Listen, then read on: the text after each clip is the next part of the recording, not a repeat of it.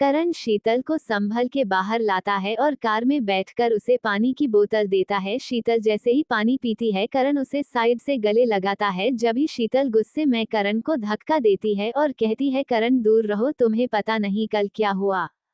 करण मुस्कुराते हुए कहता है, सी यू, बताओ क्या हुआ। शीतल, भाभी को पता चल गया है कि मैं तुमसे प्यार करती हूँ।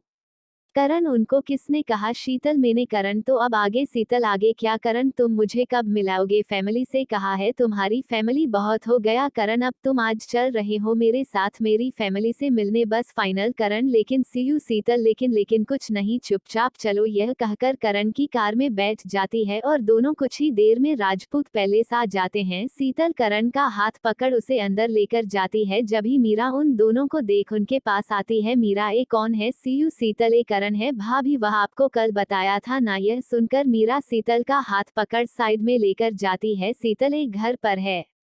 शीतल, भैया से मिलवाने के लिए तो लेकर आई हूँ। मीरा, क्या तो तूफान आ गया। शीतल, आज तूफान आ ही जाने दो, ये कह शीतल भी करण का हाथ पकड़ उसको ले जाने लगती है, लेकिन मीरा की नजर सिर्फ करण पर ही थी, जैसे उसमें कोई राज छुपा हो। शीतल करण को स्वराज के कमरे में लेकर जाती है।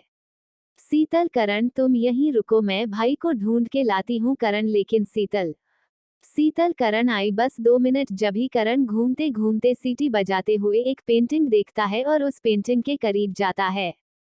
जब ही वहां स्वराज आता है और कहता है, फोटोग्राफ नहीं, आयल पेंटिंग है। तुम वही हो ना जो सीटी बजा रहे थे। बोलो, वही हो ना। यहाँ क्या करने आए हो। किसने बुलाया तुम्हें। बोलो, बोलता क्यों नहीं। जवान नहीं है क्या। मुंह में देख नहीं सकता हूँ मैं, लेकिन सुन सब सकता हूँ मैं। कोई हरकत, कोई चुम्बेस, दिल की धक धक, हाथों की कपट या एक सांस भी बेतरतीब हुई, पकड़े जाओगे। कड़क कमीज की सरसराज से तुम्हारे हाथों की हरकत पकड़ ली मैंने। कौन हो तुम, मेरे घर में क्या कर रहे हो, किस समय आए, किसने बुलाया तुम्हें यहाँ। जब ही वहाँ शीतल आ जाती है और कहती है, भाई भाई मैं लाई हूँ इसे, यह करण है और करण यह स्वराज है मेरे भैया। यह सुन करण और स्वराज हाथ मिलाते हैं। हाथ को छू के स्वराज कहता है, पिस्टल चलाने का बहुत शौक है तुम्हें। तुम्हारी उंगली का खुर्द यह बयान कर रहा है कि पिस्तौल का ट्रगल दबाने की बहुत प्रैक्टिस की है तुमने। करण, पिस्टल चलाने की प्रैक्टिस भी और निशान भी अच्छा है, और अगर निशान दुश्मन पर हो तो झुकता भी नहीं। कैप्टन करण राठौर। स्वराज, खतरनाक, बेहद खतरनाक। यह चार्मिंग हैंडसम लड़कियों को इम्प्रेस करना कितना आसान है। कम उम्र का मक्खन, बोली भाली मेरी बहन जैसे इमोशनल लड़कियां आसान शिकार, निशान कैसे चुक सकता है।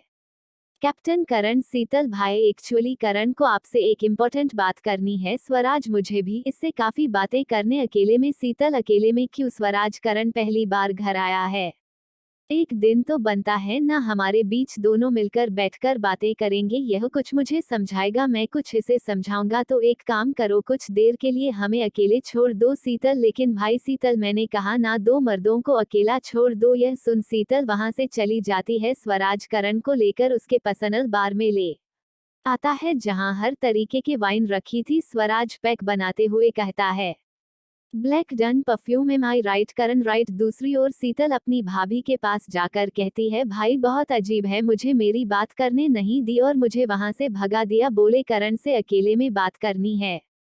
मेरा दिल बहुत घबरा रहा है, कुछ कुछ हो जाएगा। अब सिर्फ आप संभाल सकते हैं। मीरा, मैं नहीं संभाल सकती हूँ। तू जानती है, यह गली के नुक्कड़ पे हर कोई एरा गैरा अपने आप को राजपूत कहता फिरता है। क्या औकात है उसकी हमारे सामने। शीतल, भाभी, करण कोई एरा गैरा नहीं है, वो फौजी में अफसर है। मीरा, फौज में। यह हवेली देख रही हो, खानदानी। करण, वो मैं। स्वराज, करण मेरी बात शुरू हुई है, अभी खत्म नहीं। करण, बात तो मेरी भी खत्म नहीं हुई है। स्वराज, मैं तुमसे अपने और शीतल के। करण आगे कुछ कहता है, जब ही स्वराज करण की बात काटते हुए कहता है, मैं जानता हूँ तुम मुझसे किस बारे में बात करना चाहते हो, लेकिन उससे पहले एक ड्रिंक और हो जाए। करण, नहीं, बस मेरा हो गया। स्वराज, कम ऑन, बहुत बढ़िया शराब है, बहुत पुरानी, 20 साल पुरानी है, और मैं जानता हूँ कि तुम्हें पुरानी चीज बेहद पसंद है। पुराने गाने जो तुम सीटी बजा रहे थे, बहुत पुराना गाना है, वह लता मंगेशकर का है, लग जा गले के फिर ये हंसी रात हो ना हो। पसंद है ना। करण, हाँ पसंद है, लेकिन तुम उसे सुन के इतना परेशान हो गए। स्वराज, छिपा है। गाने के पीछे कोई पुरानी याद, कोई राज या फिर कोई स्वराज यह बात सुनकर भी अनसुना कर देता है और एक और गिलास करण को देते हुए कहता है, क्लास एक वादे के नाम। करण, कैसा वादा? स्वराज, एक राजपूत का। एक राजपूत से? हम राजपूत वादों से डरते नहीं, घबराते नहीं है, अपने को ना तोतले हुए, हम सिर्फ वादे निभाने जाते हैं। हाँ, लेकिन अगर तुम सच्चे राजपूत नहीं हो तो? यह सुनते ही करण के दिल में आग लगती है और अनजाने में वह वादा कर जाता है, हमारे वादे के नाम स्वराज। स्वराज, तो तुमने मुझसे वादा कर ही लिया कि तुम मेरी बहन का पीछा छोड़ दोगे। मैं अच्छे से जानता हूँ कि तुम मुझे से क्यों मिलना चाहते थे, बेवकूफ नहीं हूँ मैं, लेकिन ऐसा कभी नहीं होगा क्योंकि हमारी और तुम्हारी कोई बराबरी नहीं है। इसीलिए शीतल को भूल जाओ, उसे दोबारा कभी मिलना और इस घर में कभी लौट के आना मत जब भी अलार्म बजता है। यह देख करण कहता है, यह अलार्म कैसा? स्वराज, 9 बजे बज गए। करण अपनी हैंड वॉच देखते हुए कहता है। करण, 9 नहीं बजे। स्वराज, पीछे देखो, याद रखना तुमने मुझे यह वादा किया है कि इस राजपूत की जुबान समझो। करण, वादा मैंने किया है स्वराज, तुम्हारी बहन ने नहीं, तुम उसे कैसे रोक पाओगे? दीवानगी की हद तक मोहब्बत बेवकूफ है स्वराज, वो नादान नहीं जानती कि वह क्या कर रही है, थोड़ी इमोशनली है, लेकिन मैं बात करूंगा उससे, मेरी बहन है, वह मेरी बात कभी नहीं टालेगी, मैं जानता हूँ अपनी बहन को। करण, यह भी तो हो सकता है कि तुम उसे उतनी अच्छी तरह न भी जानते हो तो जानकर भी पहचान ना सको। स्वराज गुस्से में, पहचान तो तुम्हारी नहीं है करण, ना मेरे घर से, ना मेरे घर में रहने वाले, यहाँ तक कि तुम्हारी घड़ी भी नहीं मिलती मेरी हवेली गाड़ियों से, और तुम यह दावा कर रहे हो कि तुम मेरी बहन को मुझसे बेहतर जानते हो। कम ऑन, मैं उसे एक बार मना कर दूंगा ना तो वह तुमसे कभी नहीं मिलेगी, देखना करण, देख लेंगे। ये कह गुस्से में करण जाने लगता है। जब ही पैलेस के बाहर खड़ी शीतल करण को जाता देख उसका हाथ पकड़ उसे रोकते हुए कहती है, बात हुई भाई से, शादी की बात की तुमने? क्या कहा भाई, क्या कहा? कुछ कहा तुम्हें? अरे मुझे से बात तो करो, मुझे बात तो बताओ, मुझे ना बात बताएं। लेकिन करण बिना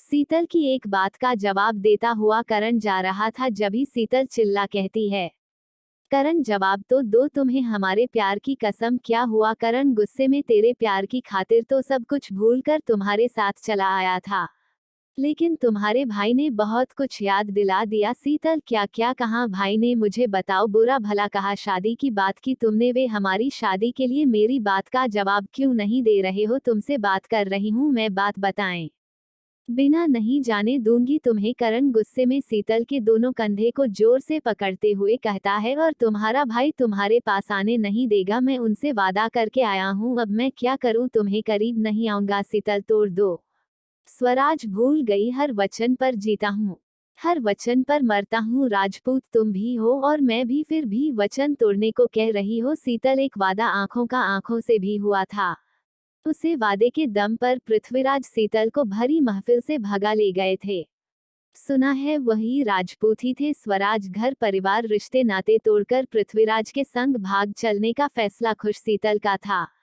मेरी शीतल की क्या मर्जी है, आज से हर सुबह रेतीले टीलों के पीछे और तारे के नीचे मैं अपनी शीतल का इशारा ढूंढ लूंगा। इंतजार है, हिम्मत हो तो आ जाना। जब ही वहां स्वराज आ जाता है और शीतल का हाथ पकड़ उससे पैलेस के अंदर लेकर चला जाता है और चिल्ला के कहता है, बेवकूफ बना रहा है, इस्तेमाल कर रहा है, तुम्हारा कुछ नहीं है। शीतल, प्यार करता है मुझसे, सच्चा प्यार, आपकी दौलत रियासत जायदाद नहीं चाहिए, जानती हूँ मैं उसे, मीरा क्या जानती हो तुम उसे? 2 दिन में इतनी अच्छी तरह से जान गई तुम उसे, और अब हम पर जरा भी भरोसा नहीं है तुम्हारा भाई की बात पर भी। शीतल, प्लीज भाभी, प्लीज भाई। स्वराज, मीरा, इसको ले जाओ और कमरे में बंद कर दो ताकि ये उससे मिलने ना जा पाए। शीतल, प्यार में कई कैद होते हैं, लेकिन प्यार के पंछी उड़ ही जाते हैं और अपना आशियाना बना बसा लेते हैं। स्वराज, जब प्यार के पंछी मिल ही नहीं पाएंगे तो साथ कैसे रहेंगे, और मिलने भी नहीं दूंगा, कभी नहीं। आपको कहानी अच्छी लगी हो तो चैनल को सब्सक्राइब, लाइक एंड शेयर करें।